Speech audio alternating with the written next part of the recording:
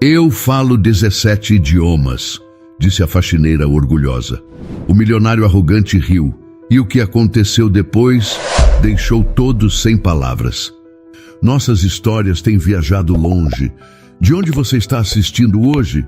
Compartilhe com a gente nos comentários. Olhem só o que contrataram para limpar o meu escritório. A voz de Augusto Venceslau Montenegro, alta e cheia de sarcasmo, cortou o silêncio da sala de reuniões. Uma suburbana grávida que provavelmente nem sabe escrever o próprio nome. As palavras cruéis ficaram suspensas no ar do 47º andar, um ambiente de luxo e poder. Todos os olhares se voltaram para a porta, onde Esperança Benedita dos Santos estava parada, com as mãos segurando firmemente o cabo de seu carrinho de limpeza. Aos 28 anos, a barriga de 7 meses era a primeira coisa que se notava nela.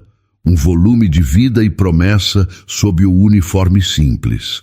Ela apenas queria pegar o lixo e sair, invisível como sempre tentava ser. Mas hoje, a invisibilidade não lhe foi permitida. Risos baixos e constrangidos se espalharam entre os executivos sentados ao redor da imensa mesa de mogno. Eram homens que controlavam milhões, mas que naquele momento não passavam de espectadores covardes. Ninguém ousou encontrar o olhar de Esperança. Em vez disso, olhavam seus sapatos caros ou os gráficos irrelevantes projetados na parede. Augusto se recostou em sua cadeira de couro, que custava mais do que Esperança ganharia em um ano. Um sorriso satisfeito brincava em seus lábios enquanto ele apreciava o desconforto que havia criado. Para ele, aquilo era um espetáculo. Eu pergunto a vocês, continuou, o tom de voz ainda mais alto, garantindo que ela ouvisse cada sílaba. Essa é a qualidade dos profissionais que vocês trazem para a minha empresa? Alguém se deu ao trabalho de olhar o histórico dessa mulher? Ele fez uma pausa, varrendo a sala com seu olhar frio e calculista. Daquela altura, São Paulo se estendia como um mapa aos seus pés, uma cidade que ele acreditava ter conquistado. E cada pessoa nela era apenas uma peça em seu tabuleiro. Aposto que nem o ensino fundamental terminou. Quanto pagamos por isso? Seja lá o que for, é demais. Esperança sentiu o rosto esquentar, uma queimação de pura humilhação. Cada palavra a feria profundamente. Ela levou uma das mãos até a barriga, num gesto instintivo de proteção.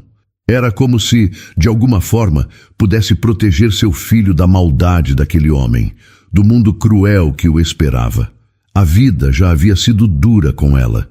A família a expulsou de casa quando soube da gravidez. O pai da criança, que um dia prometeu amor, desapareceu sem deixar vestígios. Agora, ela estava completamente sozinha, morando num pequeno e simples apartamento em Cidade Tiradentes, um bairro a quilômetros de distância daquele luxo ofensivo. Aquele emprego, por mais humilhante que fosse naquele momento, era tudo o que ela tinha. Era o dinheiro da faxina que pagava seu aluguel e comprava a comida que alimentava a ela e ao bebê. Todas as noites, antes de dormir, ela fazia a mesma prece silenciosa. Senhor, por favor, me dê forças para suportar mais um dia. Normalmente ela teria abaixado a cabeça, pedido desculpas por existir e desaparecido pelo corredor. Teria chorado no banheiro, secado as lágrimas e voltado ao trabalho, engolindo o orgulho junto com a dor. Mas, naquele exato instante, enquanto o milionário a observava esperando por uma reação de submissão, algo diferente aconteceu dentro dela. Talvez fosse o amor feroz por aquela vida que carregava, um instinto de leoa que ela não sabia que possuía. Ou talvez fosse simplesmente o limite. O esgotamento de tanto ser diminuída. Ela respirou fundo, o ar parecendo pesado e difícil de entrar nos pulmões. Lentamente, muito lentamente, ela ergueu o queixo. Seus olhos, que até então estudavam as imperfeições do chão de mármore, subiram e se fixaram diretamente nos de Augusto Montenegro. Eram olhos castanhos, cansados da vida, mas que naquele momento brilhavam com uma calma desconcertante. Não havia ódio nem medo. Havia apenas uma dignidade silenciosa que ele não esperava encontrar. O silêncio na sala de reuniões era total. Augusto Montenegro continuou encarando Esperança, esperando que ela baixasse a cabeça, que desviasse o olhar, que mostrasse algum sinal de fraqueza. Mas ela não o fez. Seus olhos permaneceram fixos nos dele, não com raiva, mas com uma calma que ele não conseguia compreender. Para um homem que construiu um império baseado na intimidação, a falta de medo dela era profundamente irritante. Esperança sentia o coração bater mais rápido no peito. O medo era real, uma sensação gelada que percorria seu corpo. Ela via os outros homens na sala, todos desviando o olhar, e se sentia completamente sozinha. Mas então uma mão sua tocou a própria barriga e a lembrança da vida que carregava lhe deu uma força que ela não sabia que tinha. Era por seu filho que ela estava ali, era por ele que ela não podia desmoronar. Aquele simples pensamento foi o suficiente para manter sua coluna reta e seu olhar firme. Augusto ergueu levemente a sobrancelha, sua irritação crescendo a cada segundo que passava. A situação não estava acontecendo como ele planejara. Ele a havia atacado com as palavras mais cruéis que pôde pensar, e a reação dela não foi de choro ou submissão, mas de uma tranquilidade desafiadora. Ele olhou de relance para seus executivos. Eles estavam imóveis, observando a cena com uma curiosidade que beirava o espanto. Ninguém nunca havia respondido a Augusto com silêncio. Foi Esperança quem finalmente quebrou a quietude. Ela respirou fundo e sua voz soou clara e firme, sem qualquer tremor. "O senhor já terminou de falar?" perguntou ela. A pergunta simples pegou a todos de surpresa. Augusto ficou sem reação por um instante. Antes que ele pudesse formular uma resposta, ela emendou, seu tom de voz ainda perfeitamente educado. "Se sim, eu gostaria de começar o meu trabalho, por favor." As palavras dela, especialmente o "por favor", tiveram um efeito inesperado. Não era o que ninguém ali esperava ouvir. Não havia súplica, apenas uma praticidade firme. A educação na voz dela era tão direta que desarmou completamente a agressividade dele. Augusto abriu a boca, mas nenhum som saiu. Ele, o homem de respostas rápidas e insultos cortantes, estava sem palavras. Olhou novamente para seus funcionários, que o encaravam com expressões de choque. A vergonha de ter seu poder questionado publicamente começou a queimar dentro dele. Ele se sentia um idiota e odiou aquela sensação mais do que tudo. A calma dela o enfurecia. Enquanto ele lutava para encontrar uma resposta, Esperança tomou uma decisão. O silêncio dele era a única permissão de que ela precisava. Com movimentos lentos e controlados, ela finalmente desviou o olhar, quebrou a conexão entre eles e se virou para seu carrinho. Empurrou-o suavemente até o cesto de lixo que ficava ao lado da grande mesa de Augusto. Ela se abaixou, retirou o saco cheio e deu um nó na boca, tudo com uma eficiência silenciosa. Cada gesto simples que ela fazia parecia amplificado no silêncio da sala. O ruído do plástico, o leve clique da tampa do lixo ao ser aberta para colocar um novo saco. Ela agia como se estivesse sozinha, como se a reunião de homens poderosos não existisse. Essa indiferença era o maior insulto que Augusto poderia receber. Ele a observava, e a confusão inicial se transformava em uma raiva fria. A humilhação que ele planejou havia falhado completamente. Pior, a situação havia se invertido. A calma e a dignidade dela o fizeram parecer um agressor pequeno e cruel. Ele precisava de outra coisa. Precisava de uma maneira de provar a todos, e principalmente a si mesmo, que ele ainda estava no controle, que ela era insignificante. Seu olhar percorreu o escritório, procurando desesperadamente por algo que ele pudesse usar como forma de envergonhar aquela mulher insolente. E então ele viu. Em uma mesa de canto perto da janela estava o antigo pergaminho. um artefato misterioso que valia uma fortuna, mas que nenhum especialista que ele contratou jamais conseguiu decifrar. Uma ideia perversa, muito mais elaborada que um simples insulto, começou a se formar em sua mente. Ele a faria parecer não apenas pobre, mas ignorante de uma forma que ela jamais poderia contestar. Um pequeno sorriso voltou ao seu rosto. A brincadeira ainda não tinha acabado. Esperança terminou de colocar o saco de lixo novo no cesto. Seu trabalho naquela sala estava quase no fim. Ela só precisava limpar uma pequena mancha no chão e depois poderia ir embora, deixando para trás aquele ambiente pesado e o homem que a havia humilhado. Ela se virou para pegar um pano em seu carrinho, o corpo já se preparando para a sensação de alívio que seria sair daquela porta. "Espere!" A voz de Augusto soou, mais controlada agora, mas ainda com uma borda afiada de autoridade. Esperança parou, de costas para ele. Fechou os olhos por um breve momento. Mais uma vez, ela se preparou para o que viria. O que mais ele poderia querer dela? Augusto se levantou de sua cadeira. O som de seus sapatos caros no mármore era o único ruído na sala.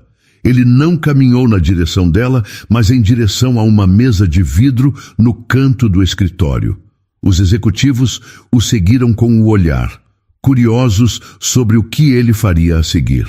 Com um cuidado exagerado, ele pegou um cilindro de madeira e retirou de dentro dele um pedaço de pergaminho antigo, amarelado pelo tempo.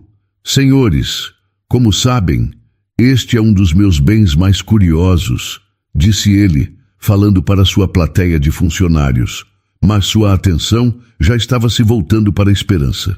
"Um documento com mais de 2.000 anos. Paguei uma fortuna por ele em um leilão. Contratei os melhores historiadores, os linguistas mais renomados do país. Ninguém conseguiu decifrá-lo completamente." Ele segurava o pergaminho com as duas mãos como um troféu. Então ele se virou lentamente e fixou o olhar em Esperança. O sorriso em seu rosto era maldoso, cheio da certeza de quem está prestes a vencer um jogo.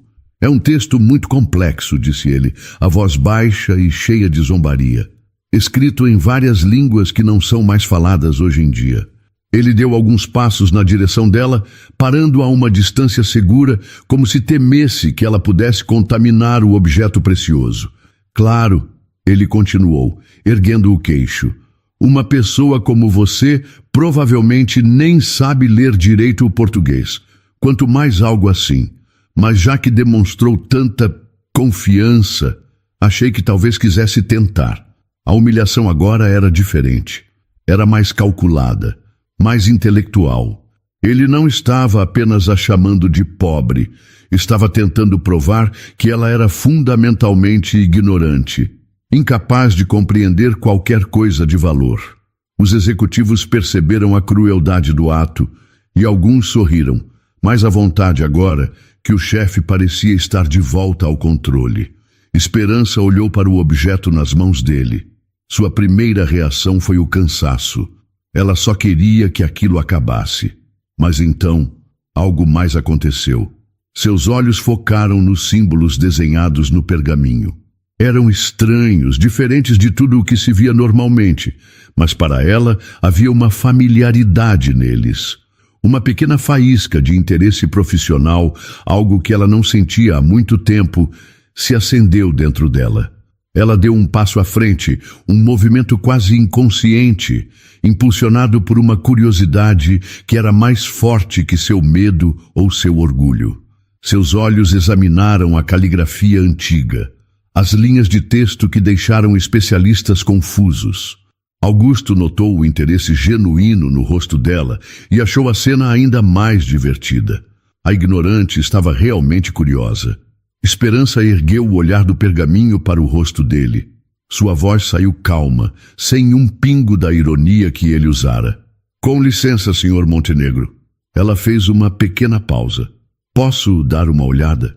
Um riso baixo escapou dos lábios de Augusto. A audácia dela era inacreditável. "Dar uma olhada?" Ele repetiu, como se fosse a coisa mais absurda que já tinha ouvido. Ele olhou para seus executivos compartilhando a piada. A faxineira quer dar uma olhada, mas ele viu uma oportunidade de tornar a humilhação ainda maior. Claro, disse ele, o sarcasmo evidente em cada sílaba. Por favor, aproxime-se. Ele caminhou até a grande mesa de reuniões e, com um gesto teatral, desenrolou o frágil pergaminho sobre a superfície de mogno polido. Os símbolos antigos ficaram totalmente expostos sob as luzes fortes do escritório. Venha, chamou ele. Nos ilumine com a sua sabedoria.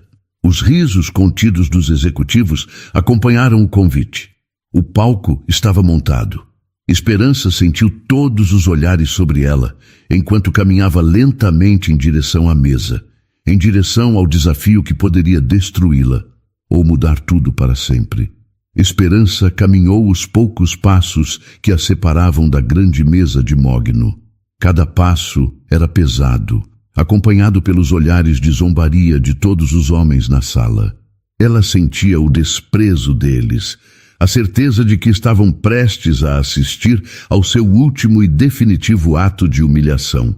Augusto Montenegro a observava com um sorriso vitorioso, o mesmo sorriso que ele provavelmente dava ao fechar um negócio de milhões ou ao destruir um concorrente.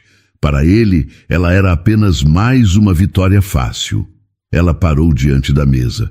O pergaminho estava ali, aberto, suas linhas de escrita antiga parecendo uma decoração exótica sobre a madeira escura e polida. Por um instante, o mundo ao redor dela desapareceu. Não havia mais executivos rindo, nem um chefe cruel. Havia apenas o texto.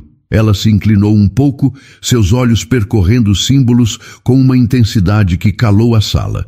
Uma de suas mãos estava sobre a barriga, enquanto a outra estava a centímetros do documento. Augusto cruzou os braços, pronto para o espetáculo. Então, provocou ele, descobriu algum segredo ou só está admirando os desenhos? Esperança não respondeu a ele. Ela fechou os olhos por um segundo, respirou fundo e então começou a falar. Sua voz soou, baixa, mas perfeitamente audível, em um idioma que nenhum deles jamais tinha ouvido. As palavras eram curtas, ásperas, com uma cadência antiga e solene. Era hebraico antigo. O sorriso de Augusto vacilou. Não era o balbucio sem sentido que ele esperava. Era uma língua. Sem fazer qualquer pausa, a voz dela mudou.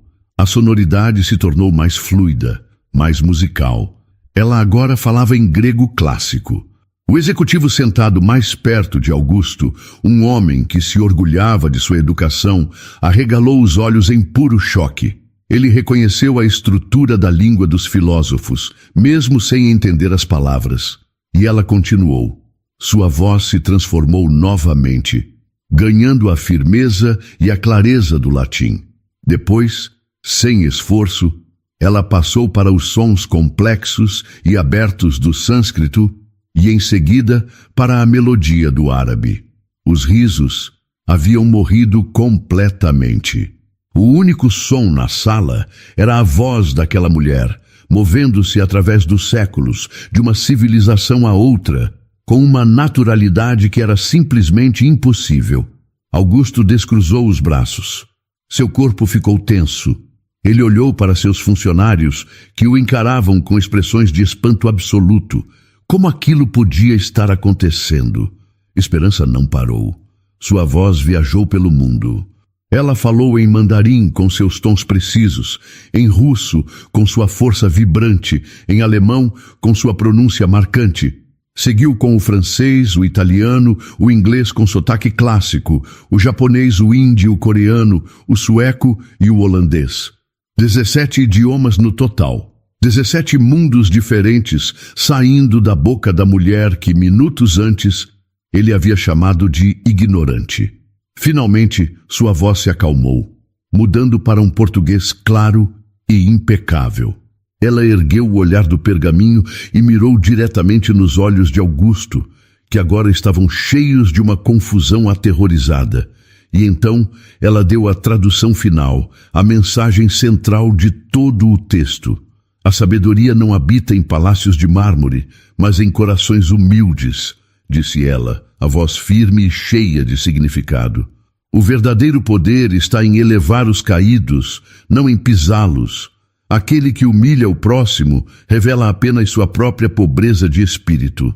As palavras caíram no silêncio absoluto da sala. Cada frase era um espelho, refletindo a crueldade de Augusto de volta para ele. Ele sentiu as pernas fraquejarem. De verdade. Precisou dar um passo para trás e se apoiar na borda da mesa para não cair. Sua mente não conseguia processar. Era como se a realidade tivesse se quebrado em 1000 pedaços. Quem era aquela mulher? Como ela podia fazer aquilo? O cérebro dele gritava que era impossível, uma farsa, um truque, mas seus ouvidos não mentiam. Ele tinha ouvido. Todos eles tinham. Os executivos estavam paralisados como estátuas. Ninguém se movia. Ninguém piscava. O choque era tão grande que parecia ter roubado o ar do 47º andar. Augusto, pálido, com o rosto coberto por um suor frio, levantou uma mão trêmula na direção dela. Sua voz saiu falhada, um sussurro assustado. Quem é você? Ele gaguejou, incapaz de formar uma frase completa. Como você pode... Isso é impossível. Ele olhou ao redor para os rostos assustados de seus homens, buscando uma explicação que não existia. Então, seu olhar voltou para ela, a fonte daquele milagre incompreensível, e a pergunta saiu como um grito de desespero. Quem diabos é essa mulher? A pergunta desesperada de Augusto Montenegro ficou suspensa no ar climatizado do escritório. Quem diabos é essa mulher? Não era mais uma pergunta de desprezo, mas de puro e absoluto pânico. Ele a olhava como se ela fosse uma aparição, algo que sua mente lógica e arrogante não conseguia de forma alguma explicar. Seus executivos permaneciam em silêncio, o choque estampado no rosto de cada um. A zombaria de antes havia se transformado em um medo respeitoso. Esperança permaneceu calma, no centro de toda aquela confusão. Sua mão ainda protegia a barriga, um gesto que era sua âncora em meio à tempestade que ela mesma havia criado. Ela olhou para o rosto pálido de Augusto, para seus olhos arregalados, e viu um homem completamente perdido. Augusto deu mais um passo à frente, quase tropeçando nos próprios pés. A agressividade havia desaparecido de sua voz, substituída por um tom baixo, quase suplicante. Por favor, ele repetiu, a palavra soando estranha em sua boca. Me explique quem você é. Eu não entendo nada. Esperança respirou fundo. Contar sua história era abrir feridas antigas, mas ela sentiu que precisava. Não por ele, mas por si mesma, para dar voz à mulher que ela foi forçada a esconder debaixo de um uniforme de limpeza. Meu nome é Esperança Benedita dos Santos, Senhor Montenegro. Ela começou, a voz firme, mas com um tom de cansaço. Cada palavra era dita de forma clara e deliberada. Eu estava no 7º período do curso de letras na Universidade de São Paulo. A informação atingiu Augusto de uma forma visível. Ele recuou um pouco, como se tivesse sido fisicamente empurrado. USP. A melhor universidade do país. Ele tentou conectar essa informação com a mulher à sua frente, a suburbana que ele havia humilhado, e seu cérebro simplesmente não conseguiu. Esperança continuou, sua voz agora carregada com o peso de memórias dolorosas. Minha especialização era em linguística histórica e idiomas antigos. Eu passava meus dias estudando textos como esse. Ela fez um leve gesto em direção ao pergaminho sobre a mesa. Era a minha paixão. Era a minha vida. Ela fez uma pausa e seu olhar se suavizou por um momento, perdido em uma lembrança de um tempo mais feliz. Então, a realidade voltou ao seu rosto. Quando eu descobri esta gravidez... Sua voz falhou por uma fração de segundo e ela apertou a mão sobre o ventre. Minha vida mudou completamente. Minha família me rejeitou.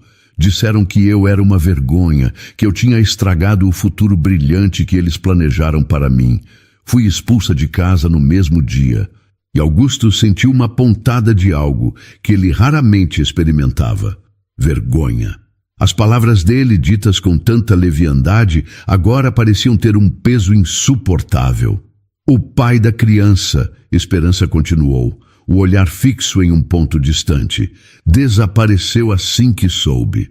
Nunca mais atendeu minhas ligações. De um dia para o outro, eu me vi grávida, sem família, sem dinheiro e sem nenhum tipo de apoio emocional. A história dela se desenrolava na sala silenciosa, cada fato construindo um retrato de uma tragédia pessoal imensa.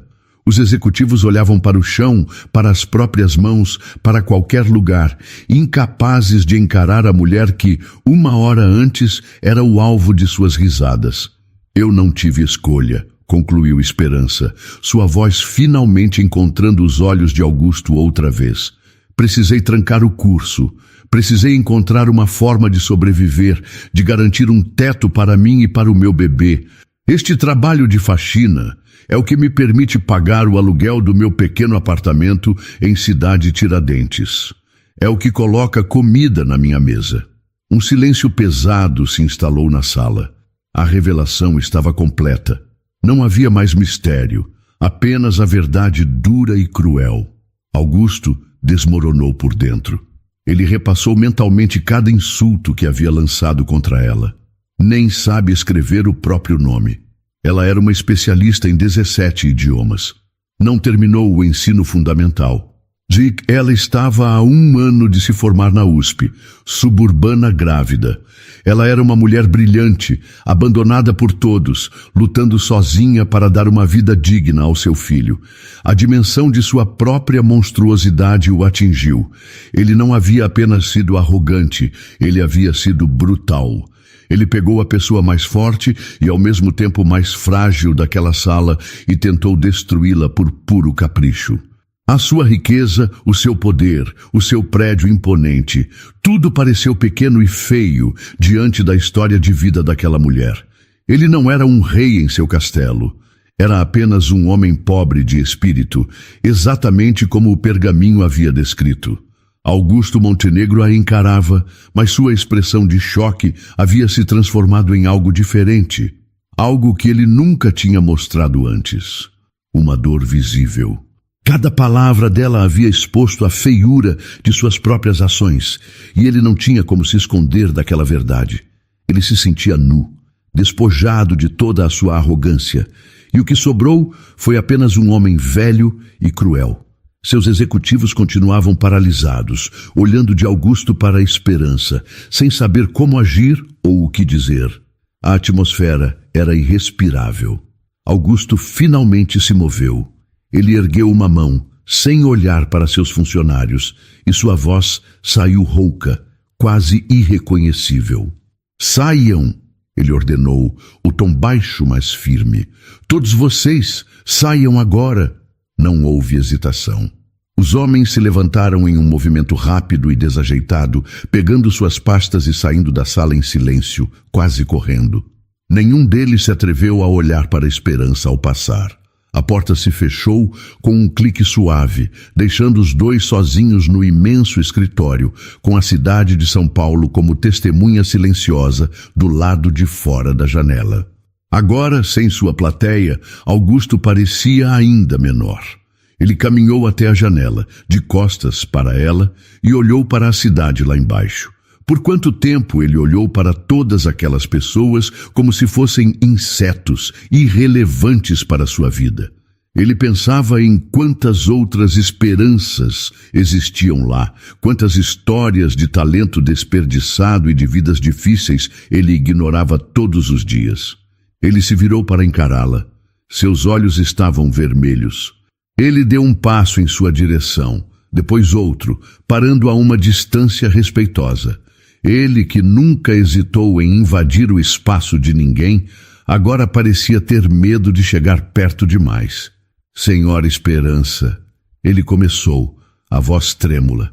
Ele engoliu em seco, a dificuldade de pronunciar as próximas palavras evidente em seu rosto. Ele parou, incapaz de continuar. A palavra desculpa parecia presa em sua garganta, um corpo estranho que ele nunca havia usado. Esperança apenas observava, o coração batendo forte. Ela não sabia o que esperar.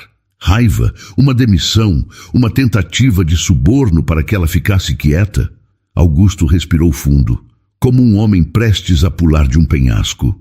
Ele olhou diretamente nos olhos dela e a vergonha que sentia era clara e devastadora. Eu peço perdão, disse ele, as palavras saindo num sopro, pelo que eu disse, pelo que eu fiz, pelo jeito que eu a tratei. Não há justificativa, não há desculpa. Eu estava errado, totalmente errado. A sinceridade em sua voz era inconfundível. Esperança ficou surpresa. Aquele pedido de perdão, vindo daquele homem, era algo que ela nunca poderia ter imaginado. Ele continuou, a voz ainda embargada. O que o pergaminho disse, pobreza de espírito, era sobre mim. Eu sou o pobre aqui. Ele olhou para as próprias mãos, como se não as reconhecesse. Eu não sei como consertar o que eu fiz, mas eu preciso tentar. Ele ergueu o olhar para ela novamente e sua pergunta foi a mais chocante de todas. Posso aprender com a senhora? Esperança processou o pedido. O homem mais poderoso que ela já conheceu estava pedindo para ser seu aluno. A ironia da situação era imensa. Mas olhando para o rosto dele, ela não sentiu vontade de rir ou de se vingar. Ela pensou em seu filho, pensou no futuro. A vingança não lhes daria segurança. A justiça talvez pudesse. Se o senhor está falando sério, disse ela, a voz calma e controlada, não será fácil. Eu tenho 3 condições. Quaisquer que sejam, ele respondeu imediatamente desesperado. Eu aceito. Primeiro, disse ela, o instinto materno falando mais alto. Eu quero um emprego de verdade nesta empresa. Um cargo onde eu possa usar minhas habilidades com um salário justo. E quero o melhor plano de saúde que seu dinheiro pode comprar, para mim e para o meu filho. Feito, disse Augusto sem hesitar. Considere feito. Segundo, continuou ela, o olhar se tornando mais firme. O senhor vai usar seu dinheiro para criar um programa de bolsas de estudo para jovens da periferia como eu, que têm inteligência e sonhos, mas nenhuma oportunidade. O senhor vai dar a eles a chance que eu perdi. Os olhos de Augusto se encheram de lágrimas. Ele concordou com a cabeça, incapaz de falar. E terceiro, disse Esperança, e esta era a condição mais importante. O senhor vai aprender o que é humildade. Não em livros, mas na vida real. O senhor vai me acompanhar, vai conhecer os lugares de onde eu vim, vai ouvir as histórias das pessoas que o senhor sempre ignorou. Essa será a sua educação. Augusto a encarou. A dimensão do que ela pedia se assentando sobre ele. Não era apenas dinheiro, era uma transformação de alma, e ele sabia que merecia cada parte dela. Eu farei, disse ele, a voz finalmente encontrando alguma força. Eu farei tudo o que a senhora pediu. Augusto Montenegro foi fiel à sua palavra. A transformação começou na manhã seguinte, de forma rápida e chocante para toda a empresa. Esperança chegou ao prédio no seu horário habitual, vestindo roupas simples, e se dirigiu ao vestiário dos funcionários da limpeza por puro hábito. Antes que pudesse entrar, foi interceptada por uma assistente da diretoria, uma mulher que nunca havia olhado para ela antes. Senhora Esperança, por favor, me acompanhe. O senhor Montenegro está à sua espera, disse a assistente, a voz carregada de uma formalidade nervosa. Ela a guiou até o elevador executivo. Enquanto subiam para o 47º andar, Esperança sentia os olhares curiosos dos outros passageiros. Ao chegar ao andar da presidência, a assistente a levou não para a sala de reuniões, mas para uma porta ao lado. Era um escritório de verdade, com uma mesa, uma cadeira confortável e uma janela com uma vista espetacular, quase tão boa quanto a de Augusto. Augusto estava de pé, ao lado da mesa, parecendo não ter dormido. Ele gesticulou para a sala. Este é o seu novo escritório, disse ele, a voz baixa e séria. Sobre a mesa havia um contrato e uma pilha de papéis. Seu cargo é consultora linguística e de projetos culturais. Seu salário está detalhado no contrato. É o mesmo que o de um diretor. E ele empurrou os outros papéis para frente. É o seu plano de saúde, o melhor que a empresa oferece, cobre absolutamente tudo para a senhora e para seu filho. Esperança olhou para os papéis, depois para ele. Era real. A primeira condição havia sido cumprida de forma imediata e completa. Obrigada, ela disse a única palavra que conseguiu encontrar. Não me agradeça, respondeu ele, desviando o olhar. Estou apenas fazendo o que é certo, o que eu deveria ter feito desde o início. Nos dias que se seguiram, a segunda promessa também começou a tomar forma. Augusto, o homem que só se reunia com bilionários e políticos, passou horas trancado com advogados e assistentes sociais, estruturando a fundação que Esperança havia exigido. Ele aprendeu sobre leis de incentivo, sobre gestão de projetos sociais e sobre as necessidades das comunidades pobres de São Paulo. Era um mundo novo, com uma linguagem que ele não entendia, mas pela primeira vez ele estava disposto a ouvir e a aprender. Mas a parte mais difícil de sua penitência era a terceira condição. 2 vezes por semana, seu motorista o levava para bairros que ele só conhecia pelos noticiários. Lugares como Cidade Tiradentes, Capão Redondo, Brasilândia. Vestindo roupas simples, sem seus relógios caros, ele acompanhava Esperança em suas visitas a projetos comunitários. Em uma dessas visitas, em um pequeno centro cultural improvisado nos fundos de uma igreja, ele foi apresentado a um senhor chamado Karim, um professor de história que era refugiado da Síria. Karim tinha perdido a família e o país, mas falava sobre o passado com uma sabedoria que deixou Augusto em silêncio. O senhor é um homem muito rico em dinheiro, eu suponho, disse Karim a ele, com um sorriso gentil, enquanto tomavam um café simples em copos de plástico. Sim, eu sou, respondeu Augusto, sentindo-se estranhamente envergonhado de sua riqueza. Eu também já fui rico, disse o professor. Tinha uma casa grande, livros, uma posição respeitada. Perdi tudo, mas o conhecimento que carrego aqui, ele tocou a própria cabeça. E as histórias que guardo aqui, ele tocou o coração. São uma riqueza que ninguém pode destruir. Augusto não soube o que responder. Ele apenas ouviu, absorvendo cada palavra. Sua mudança radical, no entanto, não passou despercebida por seu antigo círculo social. A notícia de suas excursões pela periferia se espalhou como fogo. Certa noite, um de seus amigos mais antigos, um industrial chamado Ricardo, ligou para ele. Augusto, que história é essa? A voz de Ricardo era uma mistura de zombaria e preocupação. Estão dizendo que você enlouqueceu, que passa os dias andando pela favela com uma faxineira. O que está acontecendo com você? Estão todos rindo pelas suas costas. Augusto ficou em silêncio por um momento, ouvindo o eco de sua vida antiga. Uma vida de jantares caros, de conversas vazias e de desprezo por qualquer um que não fosse como eles. Deixe que riam, Ricardo, respondeu Augusto, a voz calma e firme. Eles não entenderiam. Eu estou aprendendo coisas que o nosso dinheiro não pode comprar. Ele desligou o telefone antes que Ricardo pudesse responder. A zombaria de seus pares doía, mas a aprovação silenciosa no olhar de Esperança e a sabedoria no rosto de homens como Karim valiam muito mais. Ele estava trocando um mundo de luxo por um mundo de significado, e a cada dia essa troca parecia mais correta. As semanas se transformaram em meses. A barriga de Esperança crescia e, com ela, uma nova rotina se estabelecia na Montenegro Tower. Ela não era mais uma figura invisível. Era a conselheira quieta e respeitada do presidente, a bússola moral que guiava a criação da nova fundação. Augusto, por sua vez, continuava sua educação nas ruas de São Paulo, cada vez mais distante do homem que fora. Mas o teste final de sua transformação ainda estava por vir. O convite para o jantar de gala anual do Clube dos Empresários chegou como uma intimação de seu passado. Sua primeira reação foi jogar o envelope no lixo.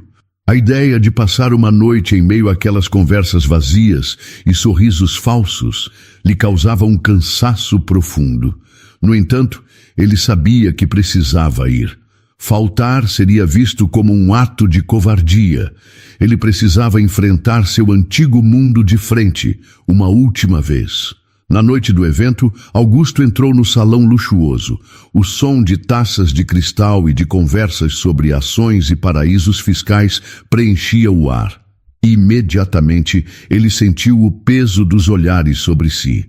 Os sussurros começaram, e ele sabia exatamente o que estavam dizendo.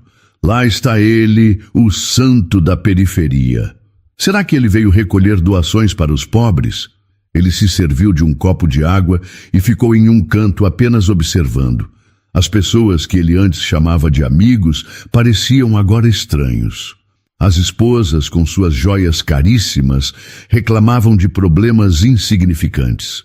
Os maridos se gabavam de suas fortunas, medindo o valor uns dos outros pelo tamanho de seus iates. E Augusto sentiu uma enorme pena deles. Não demorou muito para que um grupo, liderado por Ricardo, seu antigo amigo, o cercasse. «Augusto, que bom ver você!» disse Ricardo com um sorriso largo que não alcançava os olhos. «Finalmente saiu da toca! Estávamos preocupados que você tivesse se esquecido de como usar um smoking!» Os outros riram. «É verdade, Augusto», disse outro homem, chamado Cláudio. «Soube que seu novo projeto é uma faxineira. Ela está te dando boas dicas de como limpar a consciência.» A provocação foi direta. A intenção era humilhá-lo, testar seus limites. No passado, Augusto teria respondido com uma fúria esmagadora, destruindo a reputação de Cláudio com poucas palavras. Mas o Augusto de agora era diferente. Ele permaneceu calmo, olhando para cada um deles, um por um. «Minha nova professora, como vocês dizem, me ensinou muito, Cláudio», respondeu Augusto, a voz tranquila, mas cortante. «Ela me ensinou, por exemplo, que um homem pode ter todos os bens do mundo e ainda assim ser miserável.» Ricardo forçou uma risada. «Vamos, Augusto, deixe de drama. Você está passando por uma fase. Todos nós sabemos que logo você voltará ao normal. Esse mundo...» Ele gesticulou para o salão opulento. «É o seu lugar.» Augusto balançou a cabeça lentamente. «Não, Ricardo. Eu pensei que era. Mas eu passei os últimos meses ouvindo pessoas que vocês nem consideram gente. Pessoas que perderam tudo, mas que têm mais dignidade em um dedo do que todos nós nesta sala juntos.» Ele deu um passo à frente e sua voz, embora ainda baixa, fez com que todos ao redor se calassem para ouvir. «Vocês são ricos em dinheiro, mas são completamente pobres em humanidade, e eu percebi que não quero mais fazer parte dessa pobreza.» Ele colocou seu copo de água intocado sobre a bandeja de um garçom que passava, e sem dizer mais uma palavra, deu as costas ao grupo e caminhou em direção à saída, deixando para trás um rastro de rostos chocados e um silêncio total. Na manhã seguinte, em seu escritório, ele se sentia estranhamente leve. A ruptura havia sido feita. Quando Esperança entrou em sua sala para discutir os detalhes do programa de bolsas, ela notou a diferença. «O senhor parece em paz hoje, senhor Montenegro», observou ela, sentando-se à sua frente. Ele contou a ela sobre o jantar, sobre as provocações e sobre sua resposta. «Foi o fim de muitas amizades de longa data», admitiu ele, com um toque de melancolia. «Mas foi necessário.» Esperança ouviu com atenção, a mão repousando sobre a barriga que se movia suavemente. «O que o senhor perdeu não eram amizades», disse ela, com sua sabedoria simples e direta. «Eram alianças de conveniência. O senhor não precisa mais delas.» Ela se inclinou um pouco para a frente e seus olhos encontraram os dele. «Senhor Montenegro, a verdadeira riqueza, A que realmente importa não é a que se conta no banco. É quando chegamos em casa no fim do dia, deitamos a cabeça no travesseiro e conseguimos dormir em paz, com a consciência tranquila, sabendo que nossos atos trouxeram um pouco de dignidade para a vida de alguém. Augusto absorveu aquelas palavras. Era isso. Era exatamente isso que ele estava começando a sentir. Uma paz que o dinheiro nunca lhe deu. Ele havia rompido com o passado e agora, pela primeira vez em sua vida, sentia-se verdadeiramente livre para construir um futuro. Os meses seguintes foram de um trabalho intenso e silencioso. Livre das correntes de seu passado, Augusto se dedicou integralmente à criação do programa Esperança. Ele, que antes só lia relatórios de lucros e perdas, agora estudava propostas pedagógicas e projetos de inclusão social. Esperança, agora no final de sua gravidez, era a alma do projeto. Com sua experiência de vida e sua inteligência, ela guiava cada decisão, garantindo que o programa fosse genuíno e que realmente alcançasse quem mais precisava. A parceria entre os dois se tornou a base de um respeito mútuo e profundo. Ele era o poder financeiro e a estrutura. Ela era o coração e a sabedoria. Na Montenegro Tower, funcionários que antes tremiam na presença de Augusto, agora o viam conversando por horas com Esperança, ouvindo atentamente cada palavra que ela dizia. A transformação dele não era mais um segredo ou um boato, era uma realidade visível. Numa tarde de terça-feira, durante uma reunião para aprovar as primeiras 50 bolsas de estudo, Esperança sentiu a primeira contração forte. Ela respirou fundo, tentando disfarçar a dor, mas Augusto percebeu a mudança em sua expressão imediatamente. Esperança? O que foi? Ele perguntou, a preocupação genuína em sua voz. Acho que está na hora. Ela respondeu, com um sorriso um pouco tenso. Augusto agiu com uma rapidez que surpreendeu a todos. Ele cancelou a reunião, ajudou-a a se levantar e a acompanhou pessoalmente até o carro, instruindo seu motorista a seguir para o melhor hospital da cidade. Durante todo o trajeto, ele ficou em silêncio, mas sua mente estava a mil. Ele se lembrava do dia em que a humilhou por estar grávida e a vergonha daquela lembrança ainda o feria. Agora, a chegada daquela criança parecia o evento mais importante de sua vida.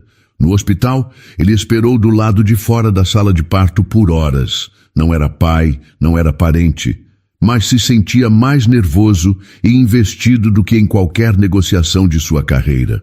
Ele andava de um lado para o outro no corredor, ignorando os olhares curiosos das enfermeiras. Ele apenas rezava para que tudo corresse bem com ela e com o bebê. Finalmente, uma enfermeira saiu com um sorriso. Ela está bem, e a menina é linda e saudável. Augusto sentiu um alívio tão grande que precisou se sentar. Depois de alguns minutos, a mesma enfermeira voltou e disse que ele poderia entrar. Ele caminhou para dentro do quarto com o coração na mão. Esperança estava na cama, parecendo exausta, mas com uma luz no rosto que ele nunca tinha visto. Em seus braços, enrolada em um cobertor, estava a menor e mais perfeita criatura que ele já vira. Senhor Montenegro, disse Esperança, a voz suave, quero que o senhor conheça a Helena. Helena Esperança dos Santos. Ele se aproximou da cama, hesitante. Olhou para o rostinho da bebê, para as mãos minúsculas. Naquele momento, todo o seu império, todos os seus bilhões, pareceram insignificantes. A única coisa que importava era aquela nova vida, aquele símbolo de um futuro que ele, de alguma forma, ajudou a proteger. Seus olhos se encheram de lágrimas. Ela é perfeita, Esperança, disse ele, a voz embargada. Se você me permitir, eu gostaria de ser o padrinho dela. Não de forma oficial na igreja, mas na vida. Quero ajudar a cuidar dela, a garantir que nunca lhe falte nada. Esperança sorriu, um sorriso genuíno de gratidão. Eu ficaria muito honrada, Sr. Augusto. Nos meses que se seguiram, a vida de todos floresceu. Helena trouxe uma alegria imensa e inesperada para a vida de Augusto. Ele a visitava regularmente, tornando-se um protetor silencioso e um espectador maravilhado. Ele passava longos momentos apenas observando-a em seu berço, fascinado com a nova vida. A seu pedido, Esperança por vezes a colocava em seus braços e ele a segurava com um cuidado desajeitado, o coração tomado por uma emoção que mal conseguia nomear. Seus presentes eram sempre cheios de significado, coleções de livros infantis de todo o mundo e brinquedos educativos, já pensando no futuro brilhante que ajudaria a construir para ela. Eram essas ações, esses momentos de conexão tranquila, que o humanizavam mais a cada dia. O programa Esperança se tornou um sucesso estrondoso. Em menos de um ano, já beneficiava 50.000 jovens em toda a Grande São Paulo, oferecendo cursos, bolsas de estudo e mentoria. Augusto não apenas financiava, ele participava. Ele visitava os centros de ensino, conversava com os alunos e ouvia suas histórias. Esperança, por sua vez, tornou-se uma figura de inspiração. De ex-faxineira, ela se transformou na diretora executiva do programa. Começou a ser convidada para dar palestras em universidades, contando sua história e defendendo o poder da educação. Augusto sempre estava na primeira fila, assistindo com um orgulho que ele nunca sentiu por nenhum de seus próprios feitos. Uma noite, em seu novo e confortável apartamento, Esperança colocava a pequena Helena para dormir. A menina ressonava tranquilamente em seus braços. Olhando para o rosto sereno de sua filha, Esperança se lembrou de suas preces antigas, quando pedia a Deus apenas força para suportar a dor. Agora, sua prece era outra.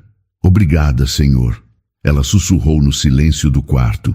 Obrigada por transformar a nossa história. Um ano se passou. Um ano de mudanças profundas, de trabalho duro e de novas descobertas.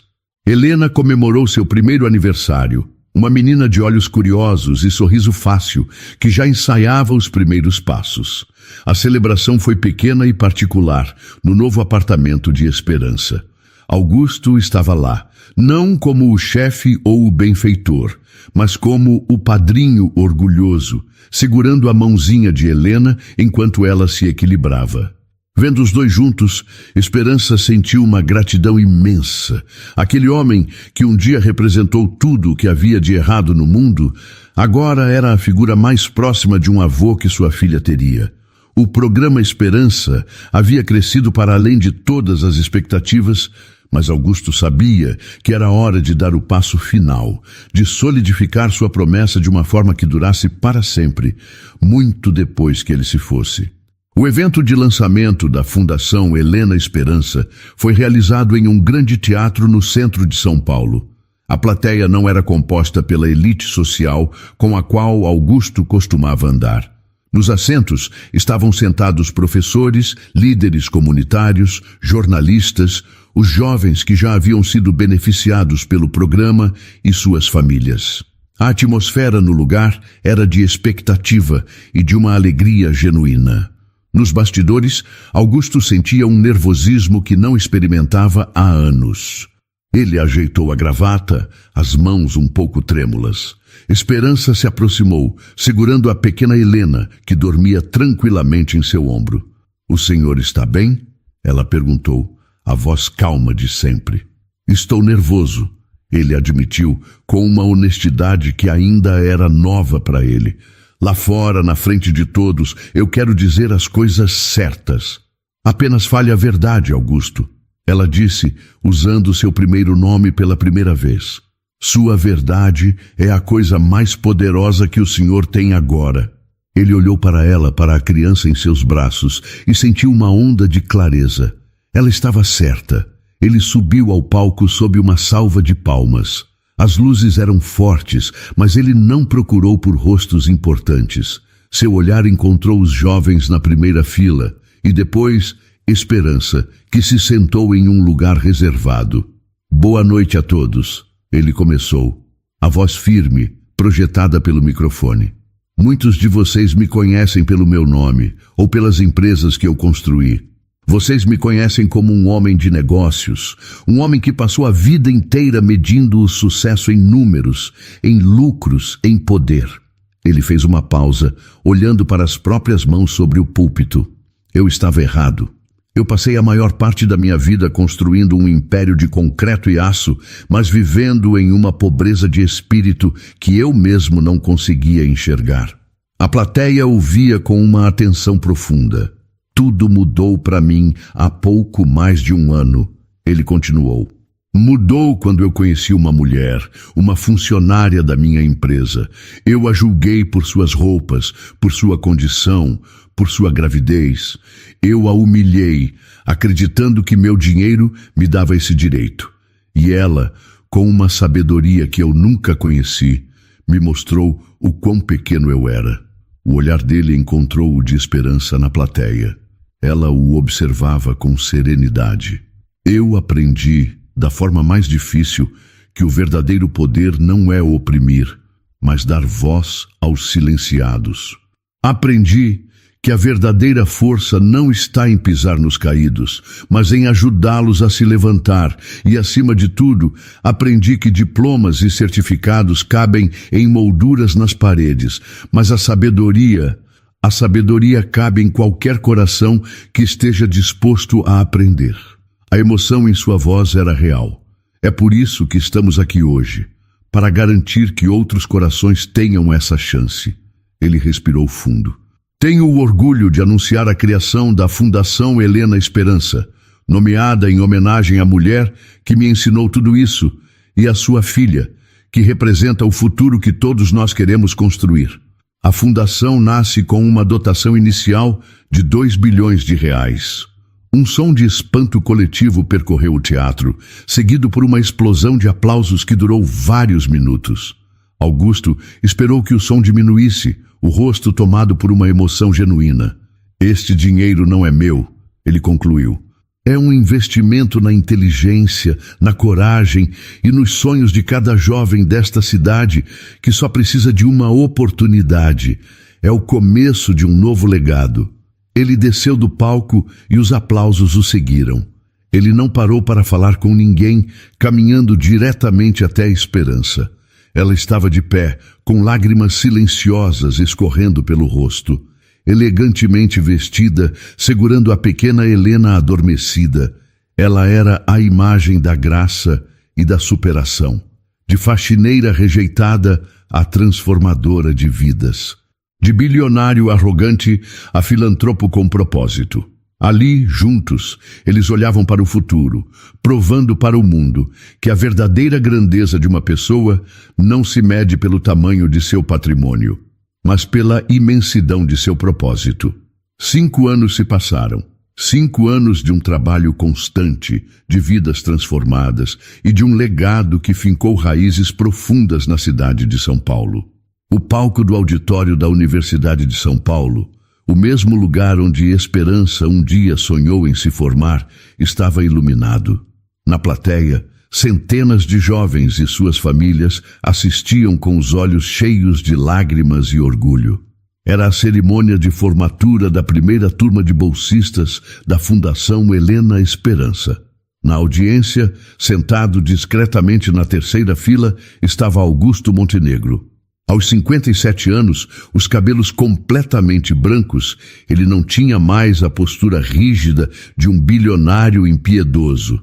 Seus ombros eram relaxados e em seu rosto havia uma serenidade que o dinheiro nunca pôde lhe dar.